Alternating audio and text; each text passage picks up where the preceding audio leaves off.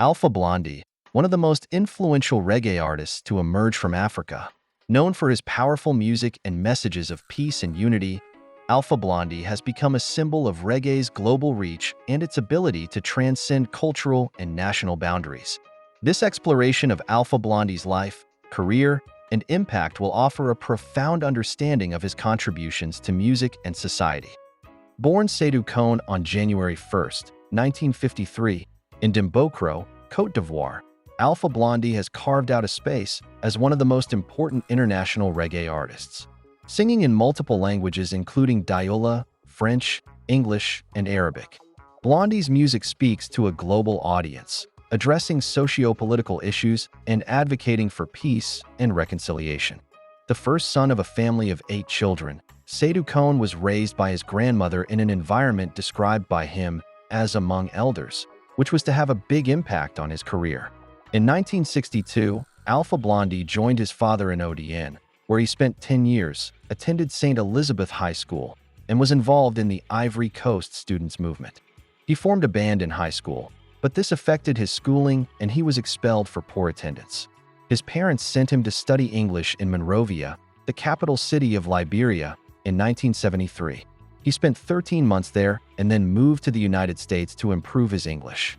In 1974, Seydou moved to New York where he majored in English at Hunter College and the Columbia University American Language Program, pursuing a career in teaching. In New York, he was introduced to Rastafari and attended concerts by Jamaican artists, including Burning Spear. Seydou was involved in multiple altercations before returning to the Ivory Coast where he encountered further trouble until he reunited with his childhood friend, Fulgence Cassie, who had become a noted television producer. This was the beginning of his career as a musician, and he adopted the alias Alpha Blondy. After various TV shows for Cassie, Blondy recorded his first solo album in 1982, entitled Ja Glory. This album was to have enormous success and would become later a symbol of resistance because of the song Brigadier Sabri, which documents his experience of being arrested in Abidjan in the 1980s and his subsequent mistreatment by the police. Alpha Blondy became a big star in Abidjan with his African twist of reggae music, becoming in the eyes of his fans the Bob Marley of Africa. Alpha Blondy is spiritual, political, and positive just like Marley himself, and recorded a cover of Bob Marley's song War. Soon, the fame of Alpha Blondy spread to Europe. Following the success of an EP entitled Rasta Po, he went to Paris in 1984 to make his second album, Coco de Rock, with the label Path Marconi. Blondy traveled to the island of Jamaica and recorded the title track of this album with Marley's backing group, The Wailers. Back home in 1985, Blondy went into the studio to record Apartheid is Nazism. The title song was a call for the end of apartheid.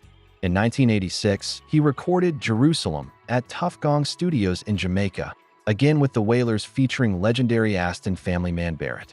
Blondy tried to promote unity between the religion of Islam, Judaism, and Christianity. He drew his arguments and inspiration from his own diverse knowledge of the Bible, the Quran, and the Torah. In 1991, he returned to Europe for a concert tour and to record his famous album Masada with the help of musical legends such as Bacana Maiga and UK reggae producer Dennis Bavel. The album, with its hit single Rendez-Vous, was a huge success, and Blondy was later to receive his first gold disc in Paris. At the beginning of 1993, worn out from a world tour, Blondy succumbed to depression and was taken into an institution for psychiatric help.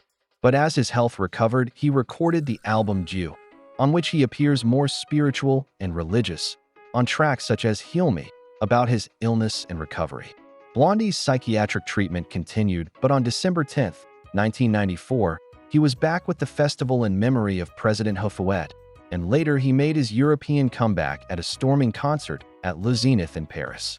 In 1996, Blondy released a hits compilation and went back into the studio to record the album Grand Bassam Zion, singing in 6 languages: Malinki, Arabic, French, English, Ashanti, and Wolof.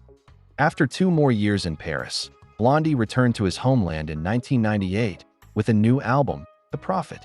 Convinced his label was too focused on the international market, he decided to create his own label.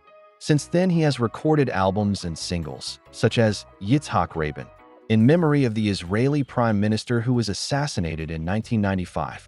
Alpha Blondy celebrated 20 years as a recording artist with the 2002 release of CD Merci, featuring Awfully Winter and Sayin Super Crew, which earned him a 2003 Grammy Award nomination for Best Reggae Album. However, due to the political situation in Ivory Coast, he was unable to personally attend the award ceremony in New York City.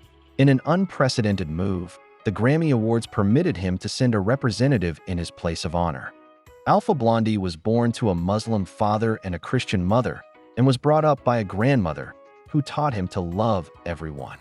Blondy's respect for all religions and the spirituality he derives from them can be heard on the tracks God is One or Jerusalem, where he sang for unity among all religions in 1986.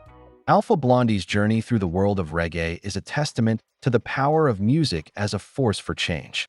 His unique blend of lyrical advocacy and melodic prowess has left an indelible mark on the genre, making him not just a musician, but a global ambassador for peace and unity. Thanks for watching. Remember to like and subscribe to be updated on the next video.